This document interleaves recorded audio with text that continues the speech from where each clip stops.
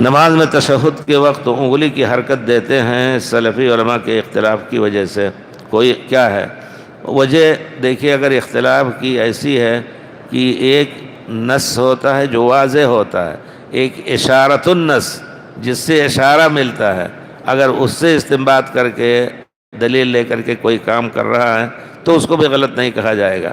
ایک حدیث میں ہے کہ پیارے رسول اشارہ فرماتے تھے، ایک حدیث میں کسی ایک نے کہا کہ میں نے پیارے رسول کو دیکھا، آپ انگلی کا اشارہ کرتے تھے، یحرکھا، آپ اس کو حرکت دیتے تھے۔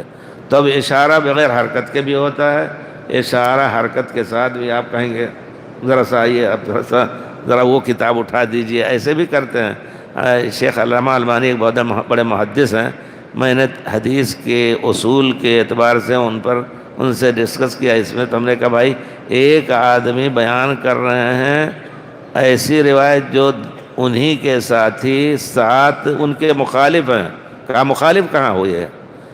حدیث شریف میں ہے کہ کوئی شخص اگر تو قاعدہ یہ ہے کہ اگر ایک روایت کوئی بیان کر رہا ہے ایک دو چار ایک لفظ سے، ایک ان میں سے انہی کا شاگرد جن کے سب چار شاگرد ہیں، انہی کا ایک شاگرد ان کے خلاف بیان کر رہا ہے تو کہیں گے ان کی روایت کو نہیں لی جائے گی اگر مخالف ہے، لیکن اگر مخالف نہیں ہے تو نہیں لی جائے گی۔ تو میں نے شیخ البانی محدث رحمۃ اللہ علیہ سے کہا یہ تو مخالف ہے۔